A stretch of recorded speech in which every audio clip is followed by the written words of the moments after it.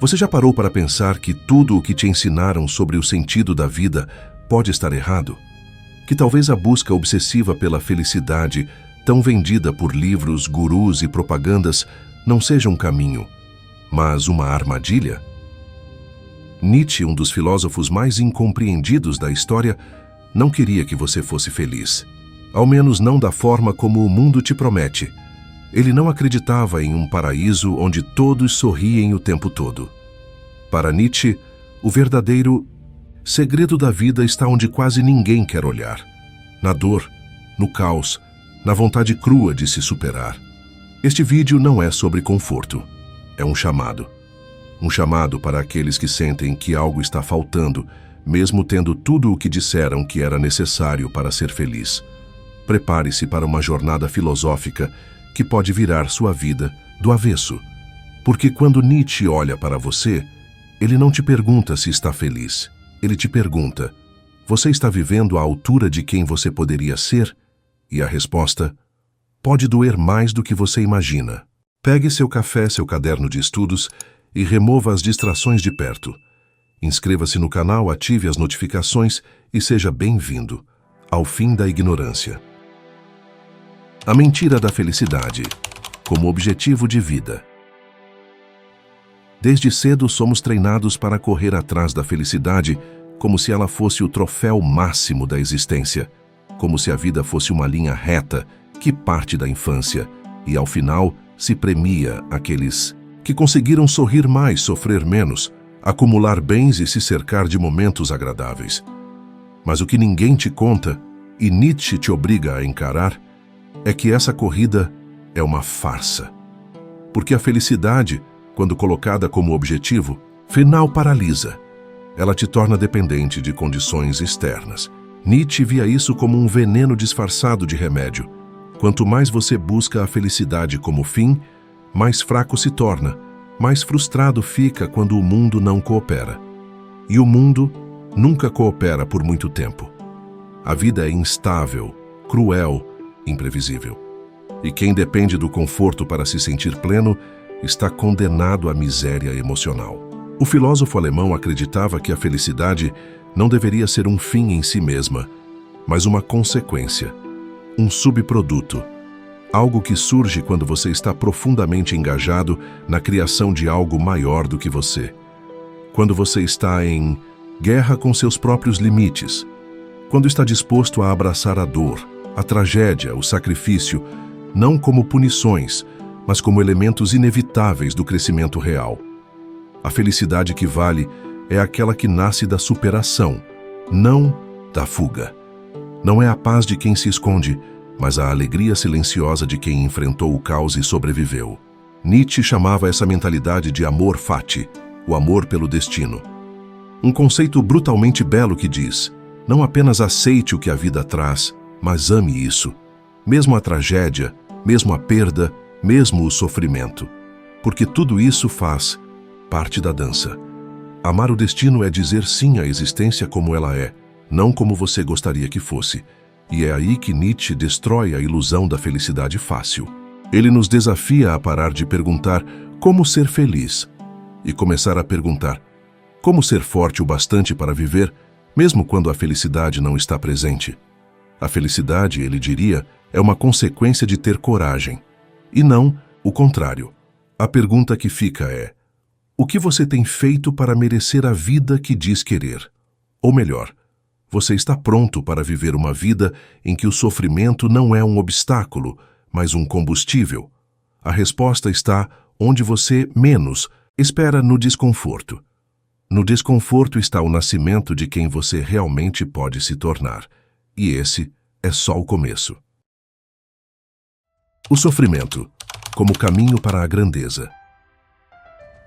Nietzsche não romantiza a dor. Ele a reconhece como uma força inevitável e, mais do que isso, essencial. Em uma sociedade que faz de tudo para evitar qualquer forma de desconforto, ele surge como um profeta do incômodo, um mensageiro de verdades que ninguém quer ouvir. Para ele, a vida não se revela nos momentos de prazer, mas nas provações. Porque é no sofrimento que o verdadeiro eu é testado e, muitas vezes, revelado. Quando tudo vai bem, qualquer um parece virtuoso, forte, confiante. Mas quando o chão desaparece, quando tudo desmorona, quem você é de verdade aparece. E é esse momento que define o seu valor. Não o quanto você sorriu nas fotos, mas o que você fez com a sua dor quando ninguém mais estava olhando. Nietzsche acreditava que os maiores homens, os verdadeiros criadores de valor, de beleza, de ideias que atravessam os séculos, não foram aqueles que fugiram do sofrimento, mas os que o transformaram em arte, em potência, em visão. Pense em figuras como Beethoven, que compôs suas obras-primas já surdo, ou Dostoiévski, que escreveu sobre a alma humana depois de passar por prisões e doenças. A dor não os destruiu, ela os elevou, porque eles entenderam algo que Nietzsche grita em silêncio por entre suas obras. O sofrimento é uma escola, uma forja. E o homem que aprende a sofrer com consciência, que não se vitimiza, mas transforma sua dor em força, se torna perigoso para tudo o que é pequeno, raso e acomodado. Mas há um detalhe crucial. Nietzsche não fala de um sofrimento qualquer passivo de resignação. Não. O sofrimento que ele valoriza é o que te empurra adiante, que te obriga a criar sentido, porque para ele, viver é interpretar. E a maneira como você interpreta a sua dor define se ela te destrói ou te transforma. Por isso, em vez de perguntar por que isso está acontecendo comigo, ele propõe uma pergunta mais corajosa. Como eu posso me tornar mais forte através disso? Essa mudança de pergunta muda tudo. Porque você sai do papel de vítima e assume o de autor da sua própria existência. Nietzsche acreditava que essa era a marca dos espíritos nobres, aqueles que, mesmo esmagados pela vida, olham para o céu com dentes cerrados e dizem: isso ainda não é o suficiente para me parar. A vida é dura, mas talvez isso seja uma bênção disfarçada, porque na suavidade permanente não há crescimento, não há profundidade. A alma só se expande quando é forçada a ir além do que acreditava ser possível. E essa é a tragédia. E a beleza da vida, segundo Nietzsche, ela só vale a pena quando você para de fugir da dor e começa a usá-la como trilha para a sua grandeza. A pergunta agora é: qual dor você tem tentado evitar e o que ela está tentando te ensinar? A superação do homem comum, o chamado ao Übermensch. Nietzsche enxergava o homem comum como alguém adormecido, preso à rotina, às convenções, à moral de rebanho que ensina a obedecer, nunca a criar.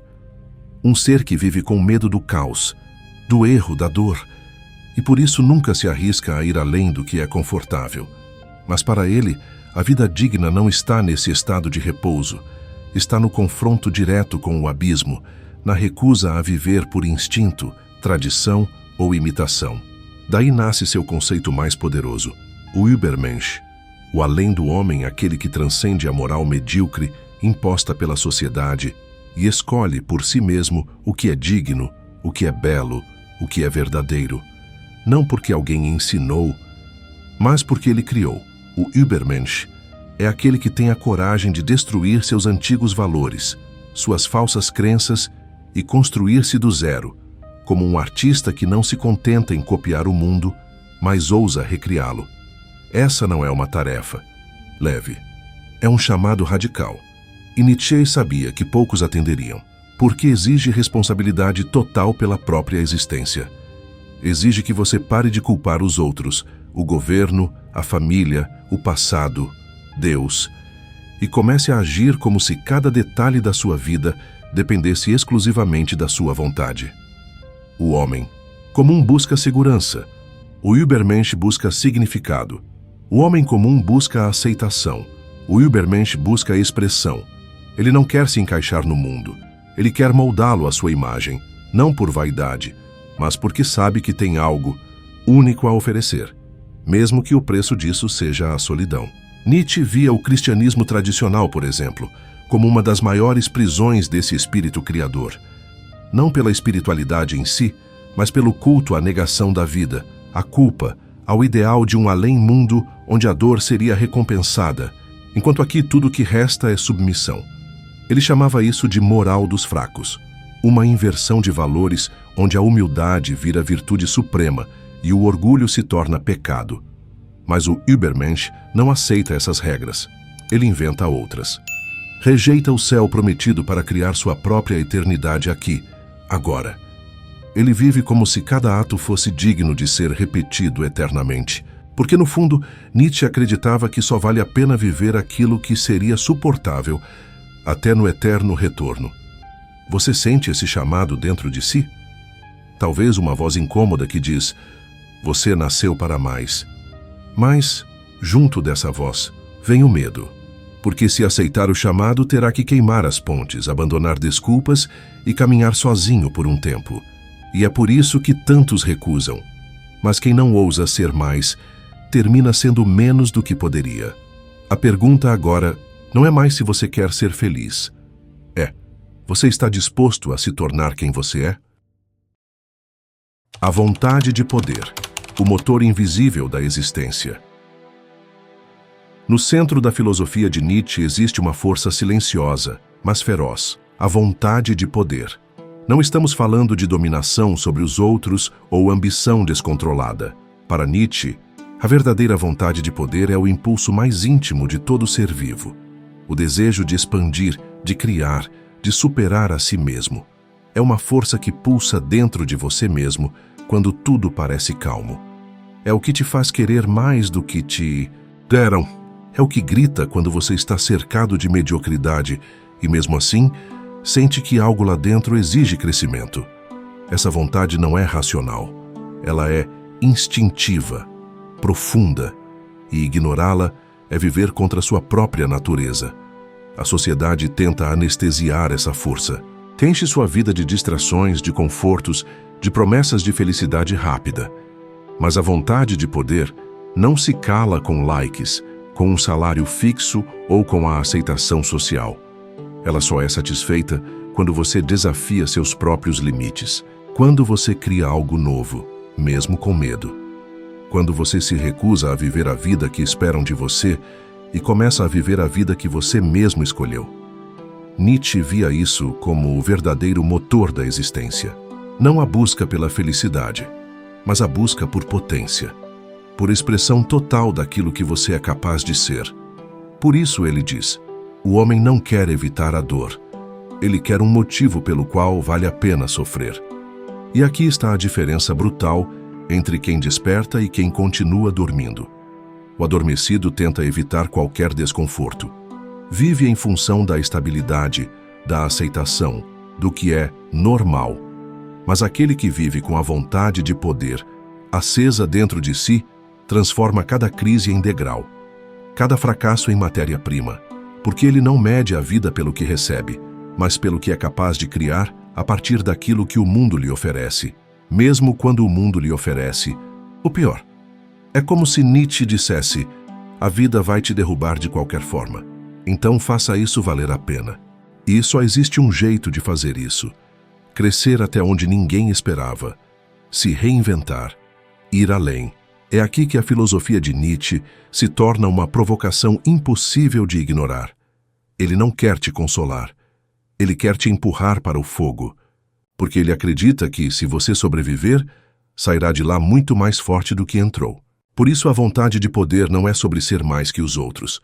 É sobre ser mais do que você foi ontem. É sobre lutar contra a própria fraqueza, contra a própria covardia, contra as próprias mentiras. E nesse combate silencioso, a alma se revela. Agora pare e se pergunte: você está vivendo uma vida que desafia seus próprios limites? Ou está apenas sobrevivendo dentro de uma zona de conforto disfarçada de felicidade?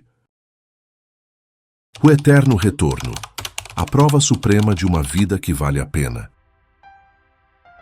Imagine que tudo o que você vive hoje, cada ato, cada escolha, cada silêncio, cada arrependimento, tivesse que se repetir para sempre, exatamente do mesmo jeito, sem mudar.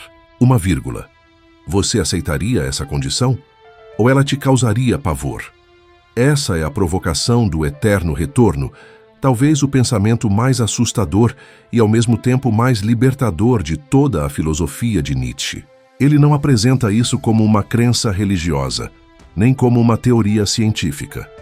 é um experimento psicológico, um teste ético, uma forma radical de medir a qualidade da sua existência.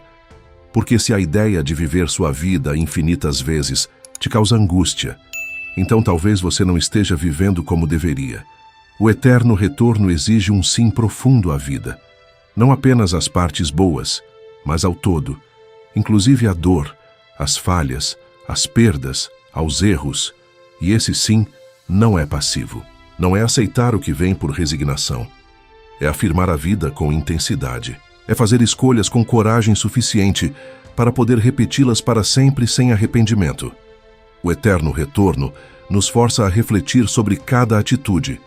Nos pergunta: isso que você está prestes a fazer, você gostaria de repetir eternamente? Esse trabalho que você odeia, essa relação que te esgota, essa desculpa que você conta para si mesmo todos os dias. Você aceitaria tudo isso?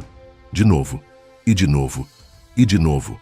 Esse pensamento desnuda a hipocrisia com a qual conduzimos nossos dias. Quantas vezes você age como se tivesse tempo infinito, como se pudesse adiar seus sonhos, silenciar sua vontade mais autêntica? Mas se o tempo fosse um ciclo, e não uma linha, isso mudaria tudo. Nietzsche acreditava que só um espírito verdadeiramente forte seria capaz de desejar o eterno retorno. Porque isso exigiria viver de modo tão intenso, tão verdadeiro, tão significativo, que mesmo o sofrimento se tornaria digno de repetição. Isso não é sobre perfeição, é sobre autenticidade. É sobre viver de um jeito tão profundamente alinhado com quem você é, que até os erros fazem sentido. E aqui mora a prova final de sua filosofia. Se você não suportaria viver sua vida de novo, então algo precisa mudar. Não amanhã, agora. Nietzsche nos dá esse espelho cruel, mas necessário. Porque enquanto você buscar conforto, aplausos, segurança, continuará se arrastando por uma vida que prefere esquecer. Mas se você buscar significado, superação, criação, talvez um dia você tenha a coragem de olhar para o tempo infinito e dizer: sim, eu viveria tudo isso de novo. E é nesse momento que, segundo Nietzsche, você se torna livre. Conclusão. Nietzsche não queria que você fosse feliz. Ele queria que você fosse forte. No fim de tudo, o que Nietzsche estava tentando fazer não era destruir a esperança, mas transformá-la. Ele não queria que você fosse mais um entre milhões, adestrado por promessas vazias de felicidade instantânea, anestesiado pela moral de rebanho, vivendo no piloto automático.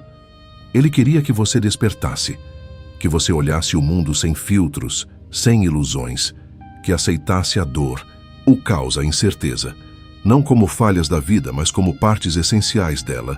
Ele queria que você entendesse que o verdadeiro valor de um homem não está em quantas vezes ele sorri, mas em quantas vezes ele cai, e ainda assim escolhe continuar. Nietzsche não veio te consolar.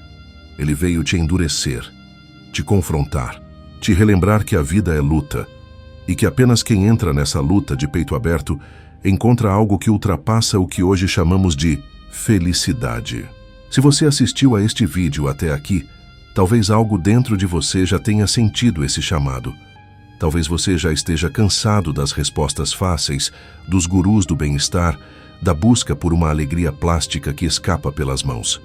Talvez você esteja pronto para algo mais profundo, mais real. Nietzsche acreditava que a vida começa quando paramos de nos perguntar como ser feliz e começamos a perguntar como ser digno da existência. Ele te convida a abandonar o conforto e abraçar o desconforto criativo, a se reinventar, a usar cada dor como uma nova argila, cada fracasso como uma nova chance de renascer.